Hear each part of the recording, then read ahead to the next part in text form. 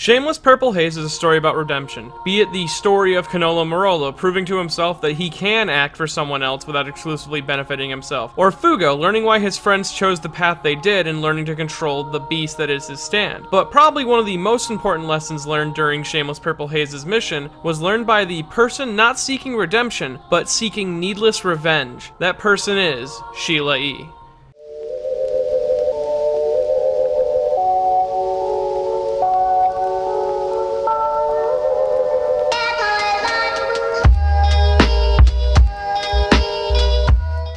Sheila E. is one of the 3 protagonists to the light novel Shameless Purple Haze by Kohei Kadano. She was created for this story exclusively, but like I said in my Marolo video, she matches up very well with how Araki writes characters, which would make it hard to tell that she wasn't written by him. Though, before we can get into her role in the story or understand her character, we should first understand the meaning behind her name. So Sheila E.'s full name is actually Sheila Capizuto, though she gets her E later on after she joins Passion, where she becomes Sheila E, because the E is actually very important, but we'll get into that later. But first, we have to talk about the Capizuto part of her name, which comes from Vincenzo Capizuto, who is an Italian dancer and singer. Vincenzo is very well known for his multitude of talents, winning both the 2005 Rossingno Best Dancer Award, then going on to do a collaboration with Lea Peggiata in 2010. Vincenzo made himself very well known for combining dance with song, which may be why Sheila E.'s design is reminiscent of belly dancers, which is a combination of dance and song, and her abilities the combination of physical attack and vocal manipulation. Then of course we have the Sheila E name,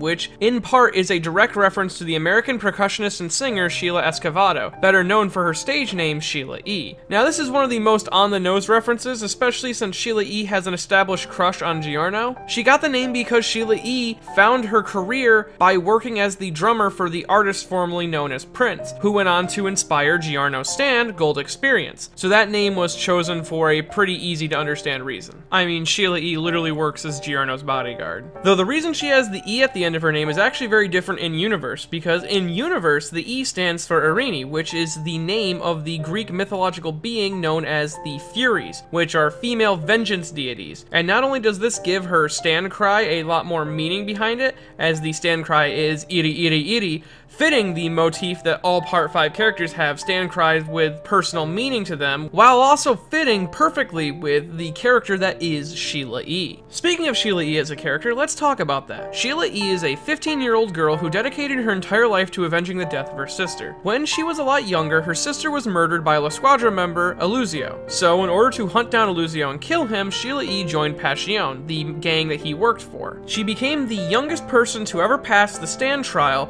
and then quickly rose among the ranks right up to the boss's bodyguard by repeatedly completing suicide missions and claiming tons of land for Passion. And she did this all at the age of 10, which may sound a little strange, but in her mind she had literally nothing else to live for. The reason she aimed for such a high rank in the gang is because she needed the rank in which she could communicate with La Squadra while also being in touch with the rest of Passion as to not raise suspicion, given that Passion has rules against different branches communicating with each other as to avoid mutiny against the boss. She did all this so she could plan the perfect way to kill Eluzio and not get caught. Though, after 5 years of planning and dedicating her whole life to the purpose of killing him, she has the satisfaction of revenge robbed from her, leaving her feeling nothing but purposeless in the world. This is what causes her to find the only purpose she has left, and that is to be a martyr for the only thing she has left, Passion. Which is what Giorno found so interesting about her, and is the reason that he sent her on the Shameless Purple Haze mission. Because I mean, in the words of Giorno himself, the other thing I was concerned about was Sheila E. Working with her, I'm sure you noticed, she has a tendency to punish herself, choosing to place herself in danger, trying to sacrifice herself for a good cause, but that's not what true resolve is. She needs the courage to retreat. In short, Giorno wants her to value her life, because she is not only talented enough to fully unlock her stand at the age of 10, but she is still growing as a person, and getting to know Fugo better and seeing him evolve both mentally and physically, she might find new purpose, and indeed she did. Ironically, it was the man who originally robbed her of her original purpose who helped her find new purpose in the end. Now design-wise, Sheila E has a very belly dancer-esque design, with a combination of provocative outfits and baggy accessories, though the whole outfit is ablazoned with Native American motifs. Probably in reference to the fact that Jimi Hendrix was part Cherokee, and given that this entire story has a bunch of Jimi Hendrix spewed all about it, I wouldn't be surprised. But the mixture of these two designs give an agile aesthetic which matches with her character character pretty well. Along with this agile appearance is the in-touchness with animals, to the point that she's able to actually adopt traits from animals, as she adopts her dog's sense of smell, which is a common trope for Native American characters in fiction. Though, speaking of Sheila E.'s abilities, such as her amazing sense of smell, we should probably talk about her stand, Voodoo Child. Voodoo Child is a close-range stand with a humanoid-esque appearance,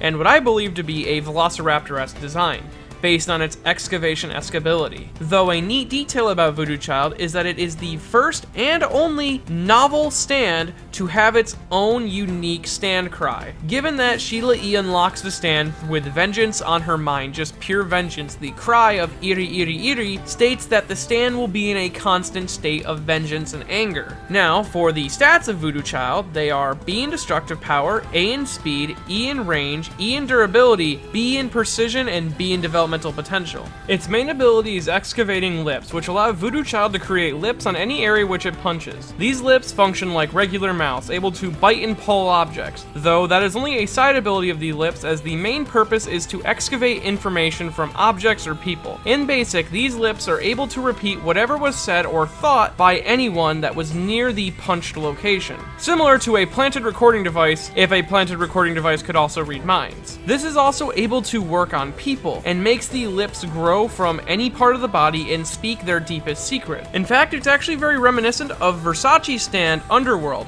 Maybe Underworld and Voodoo Child are the same type of stand. The name Voodoo Child comes from the Jimi Hendrix song Voodoo Child from his last album Electric Ladyland. The song itself was Hendrix's first ever #1 hit, though it only reached #1 a week after he passed when it was released as a single in the UK. It is widely regarded as one of the best songs and one of the hardest songs to learn on guitar, and it is also credited as being one of the best songs to implement the wah-wah pedal. And even though it's hailed as one of the hardest to learn guitar songs out there, and one of the best songs in general, the actual creation of the song itself makes it almost seem effortless how good Jimi Hendrix was at writing songs. Because you see, Jimi Hendrix credits the creation of the song to an ABC film crew asking his band if they would be able to record them during a jam session. They agreed, and when they were asked to start jamming, Jimi told his crew that they were actually going to do a shorter version of Voodoo Child, which is a 50-minute blues jam, and he told them to play it in E minor, basically creating one of the greatest songs by accident, and which is why the official name of the song is Voodoo Child's Slight Return on the album, as it is a slight return to an earlier song on the album of basically the same name. You know, Jimi Hendrix just accidentaling a fucking masterpiece. Though this all plays into the idea of Sheila E. as a character, not only the lyrics of Voodoo Child, but also the name itself, as the term Voodoo Child is related to the religious practice of Voodoo, a Neo-African religion based on an old West Africa religion that speaks of possession, though not possession by demons, but by divine beings, imbuing them with talent or skills. So, Jimi was referring to himself as a Voodoo Child in the song, meaning that he believed himself to be flush with so much talent and skill. Sheila E. is also a reflection of this, that she was so spiritually strong that at the age of 10 she was able to pass the stand arrow trial, which made her the youngest person to ever pass that trial. And then you have strong lyrics like, "I stand up next to mountains and I chop them down with the edge of my hand," which, in the metaphor of the song, Jimi's mountains are the legendary guitarists of his time, as he was so confident with his musical ability that this confidence allowed him to chop down the metaphorical mountains and create what is called an island of rubble, aka creating his own unique place in the musical industry. One of the best examples of this is actually when Jimi challenged the lead guitarist of Cream to a jam session and proceeded to blow away the entire band with his ability. Having been in London for just a week, Jimi went along to a Cream gig and put in an audacious request to jam with Clapton. Nobody gets up to jam with Cream. Cream is Mount Olympus. Cream is the absolute pinnacle. Ordinary mortals cannot breathe the rarefied air that exists in this hallowed space. I mean, a very brave person who would do that. As far as I remember, he plugged into my bass amp. He did a version of Killing Floor, and it blew us all away, of course. Clapton had always loved the song, but always thought it was too difficult. And Hendrix just rages through it, and does all his tricks and stunts, the kind of things that people like Little Richard and the Isley Brothers hated him doing. You know, he plays the guitar behind his head, between his legs, with his teeth. Feedback, tremolo arm, dive bombs, the whole works.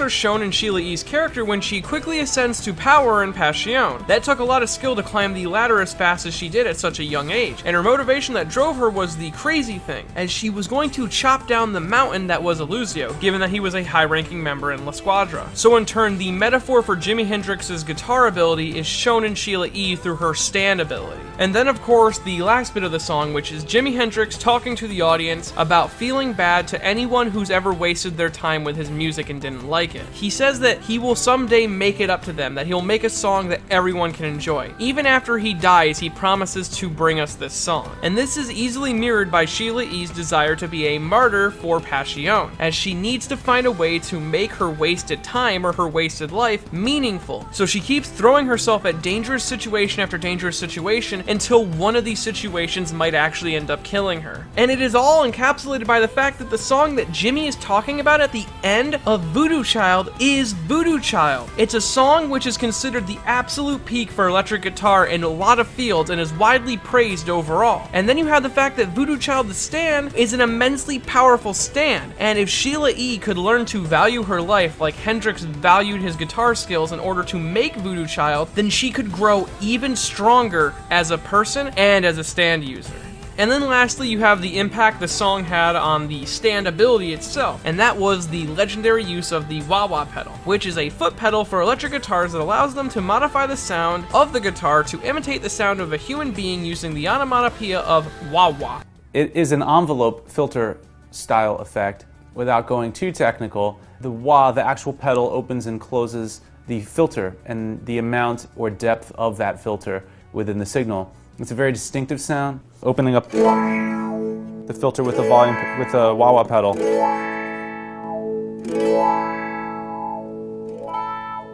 Though the idea of imitating human voices is the main ability of Voodoo Child, and it creates lips that mimic the appearance and sound of different people. And one more little fun fact, and I thought it was really neat, the fact that Jimi had them play the song in E minor, and the fact that Sheila E is a minor, I thought was too fun not to point out, even if it is entirely coincidental. Now, out of the three protagonists of Shameless Purple Haze, I think Sheila E is probably the weakest story-wise, though I feel like she honestly benefits the most if they ever continued the story, especially given that the ending of Shameless Purple Haze implied that she still had a lot of room to grow, much like Fugo did, and I'd love to see her stand Voodoo Child get a Purple Haze Distortion-esque evolution, maybe Voodoo Child's Slight Return, or something along those lines, given the fact that's the full name of the song. I wonder what the evolved ability would be. I guess that's theory crafting for another time. If you enjoyed this video and want to support more videos like it, I have a Patreon at patreon.com/ManyNotTheBadGuy. This video was a patron-picked It Just Works for this month, and if you would like to get in on the voting action, you can head on over to patreon.com/ManyNotTheBadGuy and join the $3 It Just Works tier. It allows you to vote on the It Just Works of this month. I do one every month, and I always put up like 5 stands up there that I'm interested in doing, and if you want that specific stand of those 5 to win,